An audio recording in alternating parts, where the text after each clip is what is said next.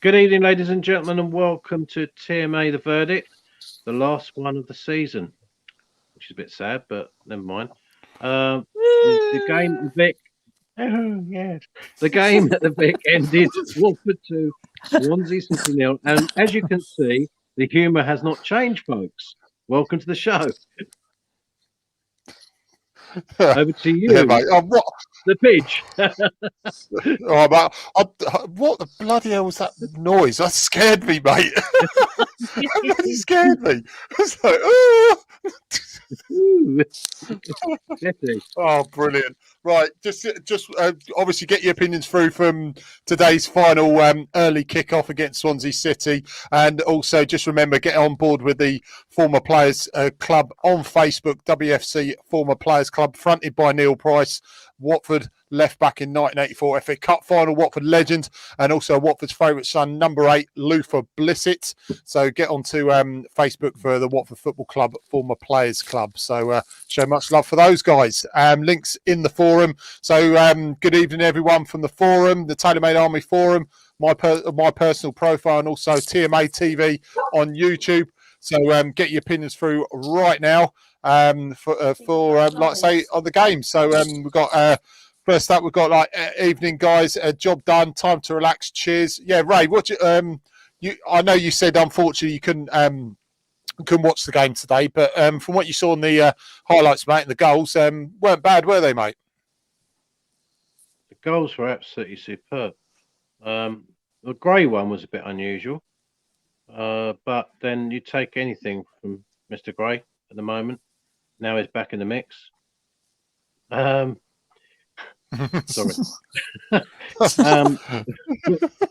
On a successful situation, certain Mr. Bayliss scored a cracking goal out on the right, didn't he? He came in and scored that shot, which is blimey. Where did he get that one out of the locker from? Because he's done bugger all season when he has played, and suddenly it's like, oh, I'll put an advert in the window. By the way, I'm available. That's it, mate. Yeah, Tom, what do you reckon, mate? Job well done, isn't it? Yeah, before I get on to that, who the hell's Elephant John? In the I don't know, mate. He's the Elephant Man. Elephant John. What the bloody hell's Elephant John, though? Elephant John. Here we go. Right, Angela, right. Seen Elephant John was there today. Yeah, anyone could enlighten us on Elephant John. Save the elephant. That's all I can say. So he should money he's on. So he should the money's on. Yeah, no, we've got. Yeah, you thought with success and I thought you talk about the elephant still there, but you know with the with your laugh, that's brilliant. I'll make a trunk call. Hold on. Oh, hang on, official, mate. Go on, Ray. What is he saying there? Elephant John's making a trunk call. Oh, my God. Is his name Donald? Jesus. He packed his trunk and said goodbye to the circus, didn't he, your son? But we'll let Angela confirm that. Right, Stuart Higgins, bonjour, boys. Also had to work commitments. I've watched the highlights. Glad the lads have put themselves on the loan window. Yeah, that's a shout out to Gray and success there. Yeah. But like that's in what Ian Hall says. Look, you know, it was a good time to relax, and like I said to you, Ray, before we went live, that you know I had this game sort of on and off, sort of going on and off, but I had the Derby and Sheffield Wednesday game as well. So watching like 2 games in one, I was glad for keep it slightly Watford related. Glad for Callie that Derby stayed up because fair play to him. He in his starting at 8:30, by the way, guys and girls, on his profile, that Callie's disco, he's providing that every single almost every single day, Ray, isn't he? And he's always going on about Watford and Derby, so it's worked out pretty fine for him. Watford get promoted, Derby stay up, and good a while for him, so I was happy for him, mate. But it was lineup wise, boys, it was probably. I mean, we look surprised. I mean, I look surprised, but to be honest, I shouldn't have really been that surprised because it was really, if you look in the grand scheme of things, it wasn't really much of it. It was enough. You can't really call it a nothing game. It was pretty much, wasn't it? Nothing at stake. We weren't going to we got promoted. We couldn't catch Norwich, so you might as well, give a few of the players bit of a run out, and we still won. So, you know. Well, I mean, I- it was enough. Sorry.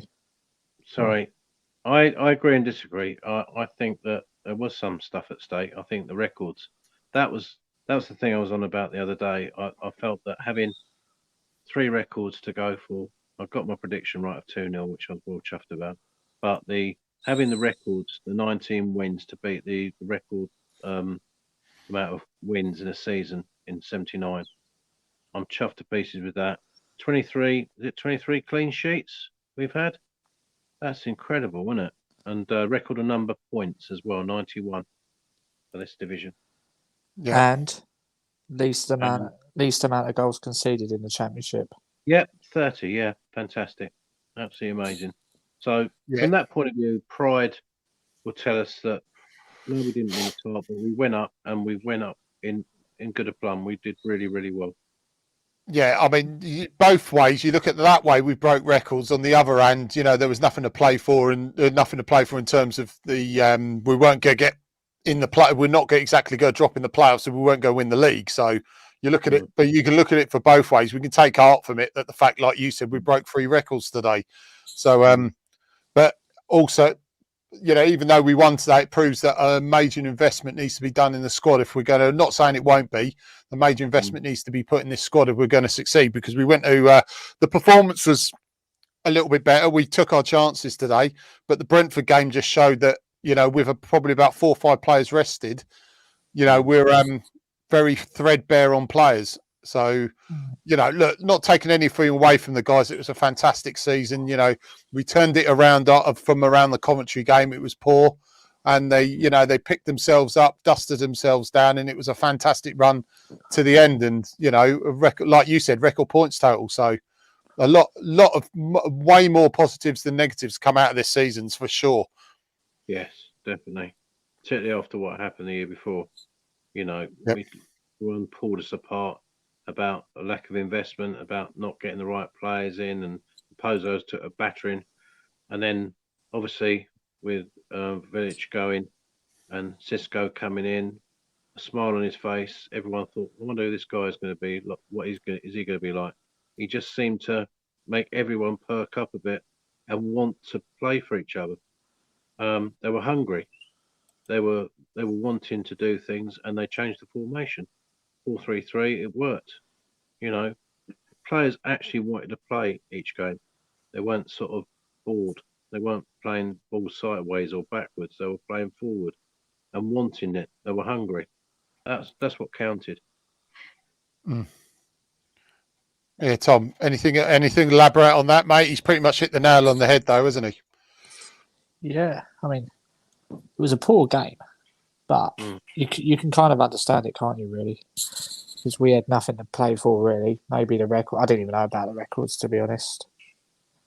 I'd like to have seen was it Hungbo? I'd like to have seen him get a chance, but I'm not going to complain with the performance. It was... sorry, I can't get my words out. But no, it was... I'm glad to see some fringe players get an opportunity to see what they can do. Success and grade, they're going to be off. I think they will go, whether that's on loan or permanent. But if they are going to go, then what a way to go than to get goals, even if they are unusual goals and success. Well, that success goal was a good goal, wasn't it? But I think we deserved the win. But going on the clean sheets, there's kind of 2 records in one, because how many times, 23 clean sheets, how many times has both goalkeepers in the same season kept the double figures of clean sheets? Well, I don't think it's happened before. That's good. Stat, there mate. you go. Yeah, Swansea had their B team out. Angela, I can understand that Angela, but we did exactly have our first team out either. So it was pretty much 2 teams that, especially Swansea, we rested players. There's no point us playing the full side out. And to be honest, they were absolute certs they already confirmed their playoff status, so they were just resting players up for the semi-final. So I could understand for in terms of the lineups, it was a bit drab. But like I said, I'll give him credit. Fair play, great goal by Success. Okay, he's been poor for us since he's been here, but for today, based on today's game, well done to him and well done to Gray. You got to be in the positions, no matter if you didn't know about it or you did know about it. You got to be in those positions to score. So hats off to both of them for today, and I'm glad they got some goals, because I'll be one of the first people to complain if they didn't. So good on them. Absolutely. As long as they go in, don't care how they go in. If you score, even if it comes off your bollocks, it's a goal. You're doing your job. You're doing your job by scoring. So we can't complain. Done his job today. He scored. So, but I liked Lazar's performance today. I mean, I would have said don't play him again after that shocker against them lot the other week. But I thought he was brilliant today. That might be the last time we see him play for the club. But at least he had a decent game, didn't he? Yeah. But it does show we're going to have to strengthen in significant areas in the summer. We're going to have to. 2 strikers at least. Another left back. Another right back. Couple of midfielders. Well, the rumours about Ashley Young, whether they're true or not, we don't know. But I'll take him back in a heartbeat. But I was going to say what he lacks. Yeah, go on. Has what we've been lacking for years, and we've spoke about it before. Set pieces. I don't think I've ever seen a better set piece taker in my life at Watford than him, apart from Tozer. True. But we need someone like that. But he can play in various numbers of positions. He's been converted to right back, left back, wing back, whether he's played for Man United or Inter Milan or England. So he's basically a new signing for each of those positions that need strengthening. So. Right, here's one for you boys. Angela's put on, she says, I'm getting fed up with all the negative comments about Troy. People have short memories in my mind about him. He's been great for us over the years. Look, I'll mirror that. I think, the guy's a Watford legend. He scored very important goals, like we said before, like the Leicester one, to name but a few. He's given his all for the club. He's repaid us with the faith that we repaid him when he got put inside as well, and loads of other things that have happened. And he's been a loyal servant to us. He could have easily, dug his heels in and, wanted to move at the start of this season, when a lot of players did do that. So he could have done that. He's been been a loyal servant. I think fair play to him if he wanted to pursue a career outside of football. My only criticism was the choice of newspaper, but the fact that he's doing it for a newspaper is not the problem. It was the choice of it. But fair play to him pursuing avenues outside of the game, because that's how he's going to earn his money outside the game and keep himself busy. So in terms of what he's doing outside, look, fair play to him. It's an interesting article as far as I'm concerned, but I'm not reading the certain paper to get the article. So but look, in terms of his Watford career, if he does end up leaving, just thank you, Troy. You've been absolutely amazing. And, thanks for the memories. I'd sooner have him do that special article in the Watford Observer, do a special brochure type thing on his career at Watford. That would really be a good send off for him, and a testimonial as well. I feel that, yeah, you're right. I won't read the Sun newspaper, the bloody comic anyway, on page 3. I'm not interested really. It's a load of crap. You can wipe your bum with it if you run out of toilet paper. That's the way I see it. But sorry about to be so graphic, but it's true. It's poo. But there you go. It's like all newspapers. Yeah, of course it is. And what he does on TalkSport, that's fine.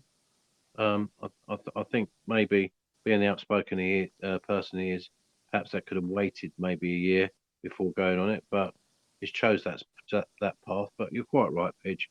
The Sun, it was a bad decision, and I'm very anti-Sun, particularly after what happened with Hillsborough and everything else, and what they said about Graham Taylor as well.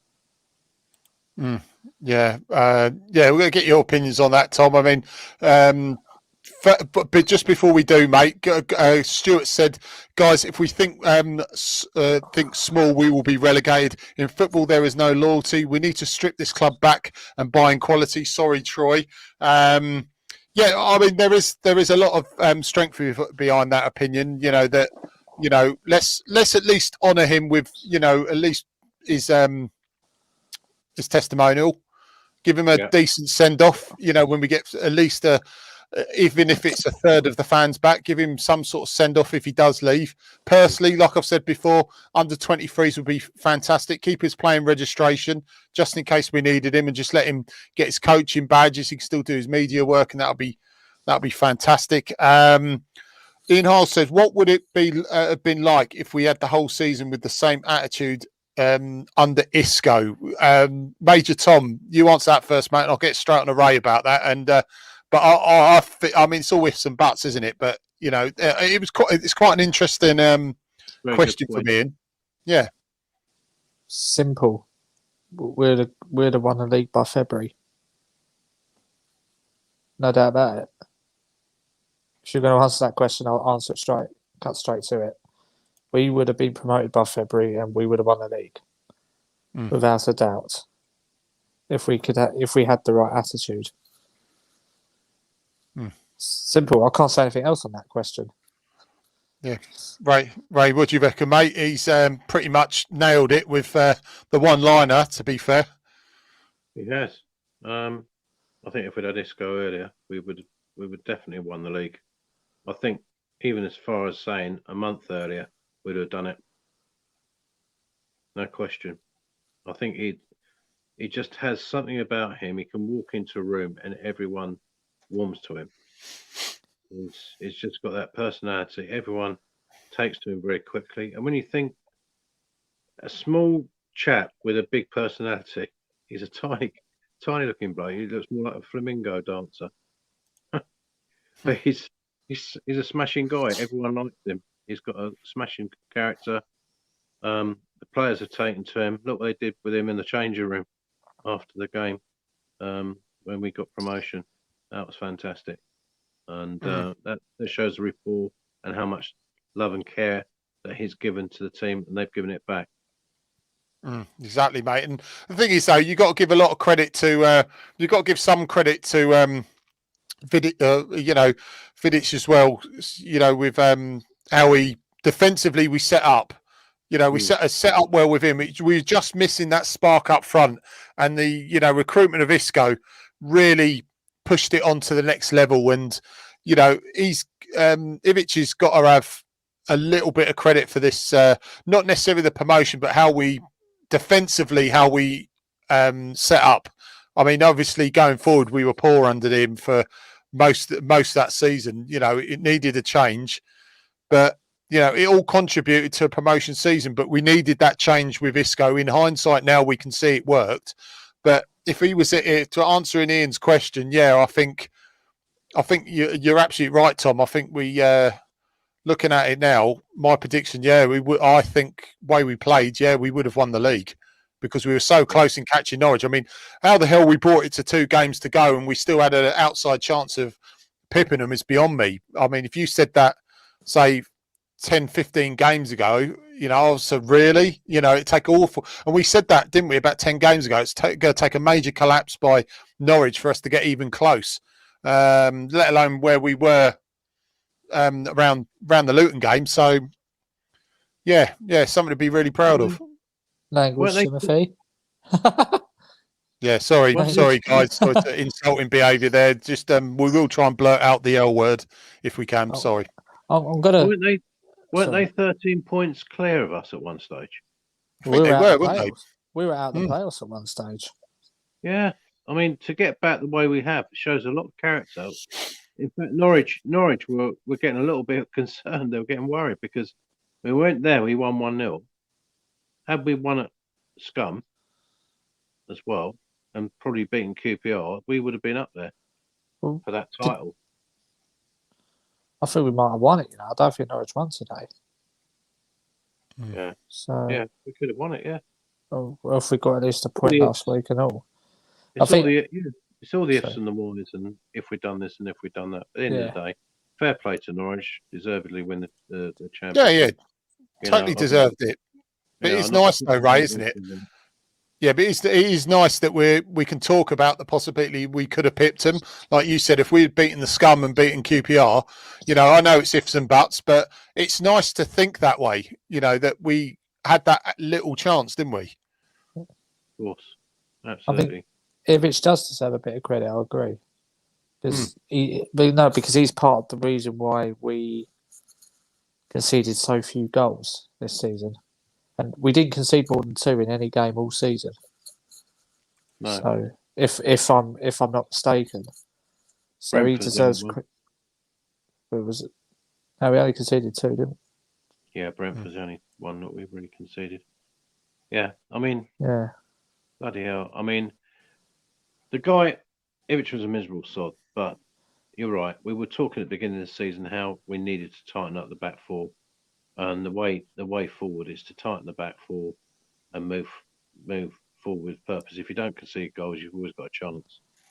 And we weren't scoring a lot of goals away from home. In fact, we won one game, I think, up to about October, if I'm not wrong. October, November time. Yeah, Derby. And then we started to pick up a bit.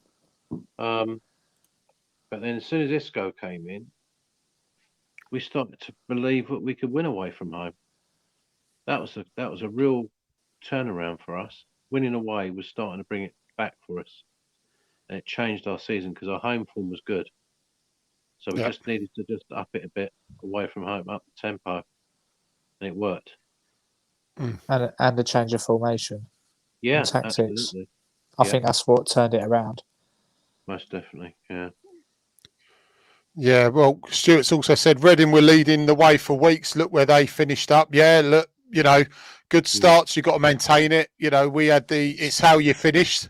I know it's a cliche, but it's how you finish. And like, I think what you take lead on what you said, Ray, where you said, you start well, you maintain and consolidate what you can in the middle part of the season. And at the end of, the last third, you got to go for it like we did and then find out where you end up. So it pretty much almost went down to a T there.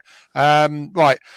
Guys, how many points pre-Isco and how many after? Yeah, no, James, mate, it's fantastic turnarounds. I mean, the stats are there. I mean, we'll eventually get the stats. We'll probably delve and get the stats out for the lads tomorrow at 8:00 and find out exactly how many points pre and post. That's definitely a good shout out, mate. Right.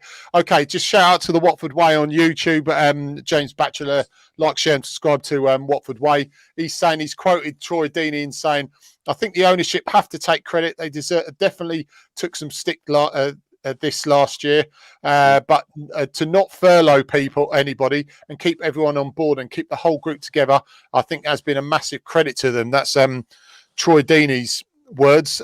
He's got a point.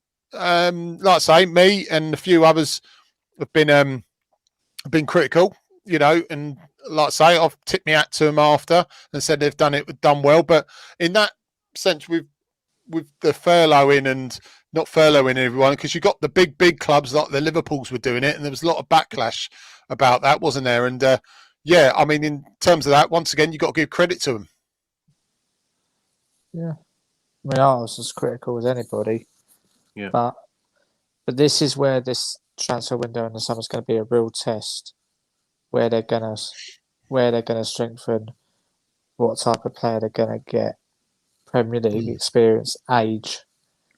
This is where I'm really going to start judging properly, because they have to get it right this time. Credit, they deserve a lot of credit though.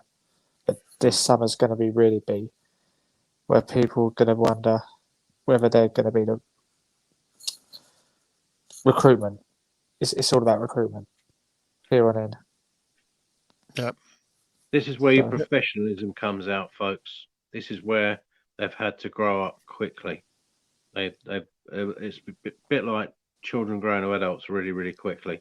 They've had to learn by their mistakes. They've had to take a step back, analyze that, move forward. Okay, we've made mistakes, guys. We're getting criticised for it. We move together, all together as a family, and we get there. And as Ashton has said, Scott Duxbury has said, he puts his hands up. He's made mistakes. He feels it very badly that when we went down, it hurt. It hurt a lot of people. We as supporters were hurt. We were critical about the recruitment policy, weren't we? And I think quite rightly, we have a voice. And if we don't voice our opinions as fans, then what's the point? And Duxbury wanted to prove that point, right? He wanted to bring it back.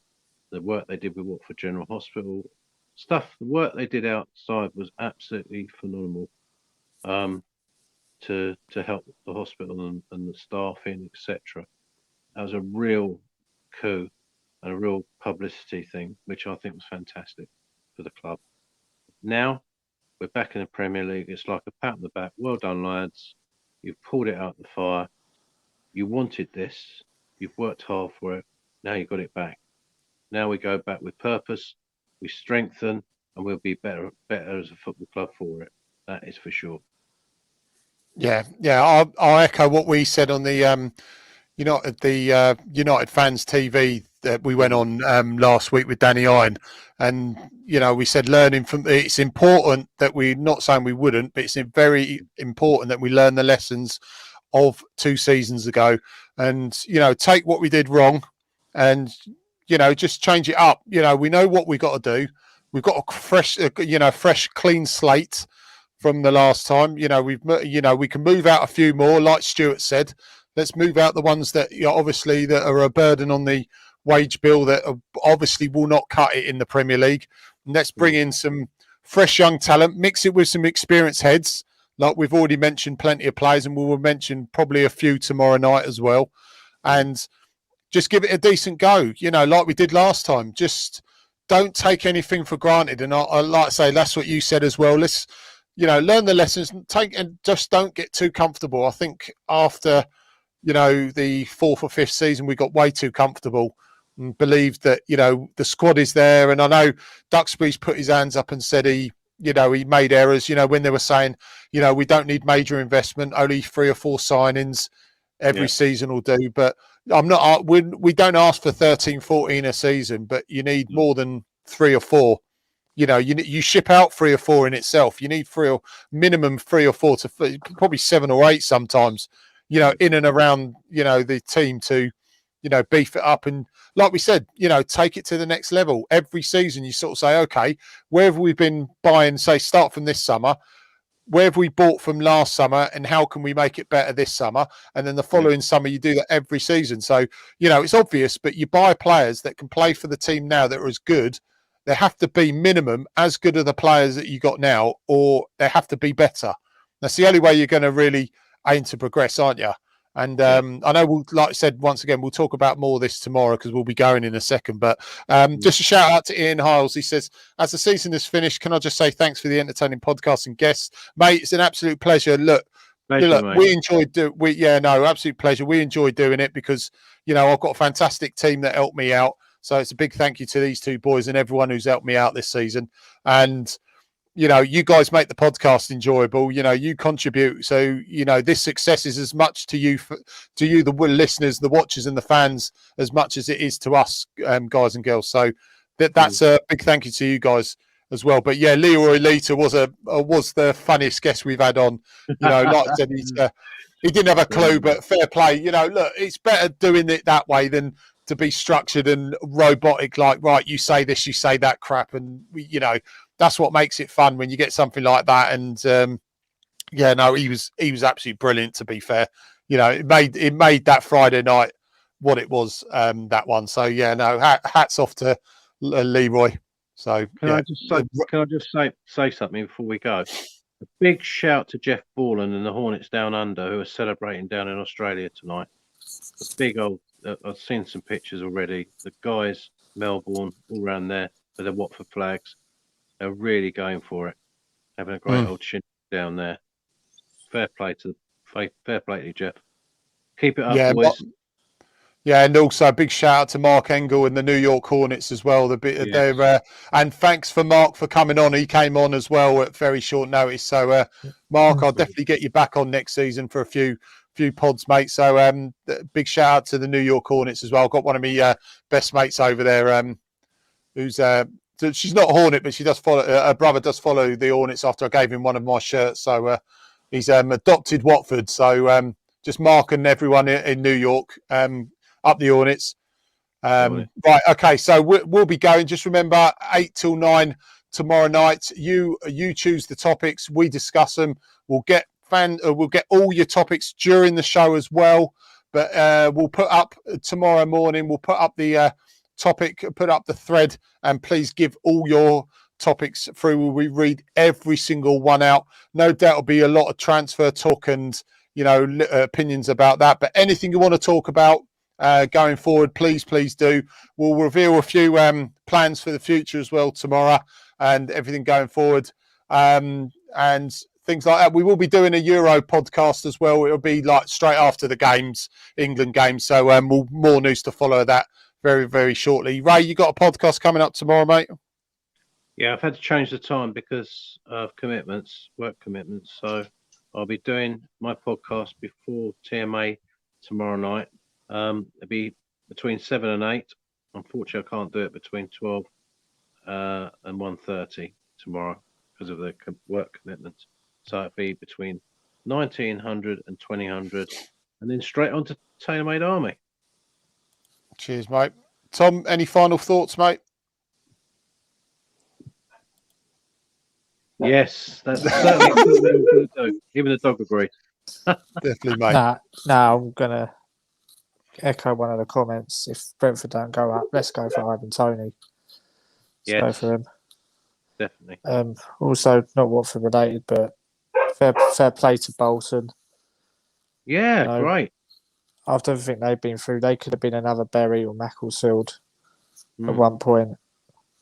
But they bounced straight back. They were 19th. Yeah. Fair play to them. Well done to them. Commiserations to Derby and Wickham. They didn't go down without a fight. So they just needed 10 more goals after that third.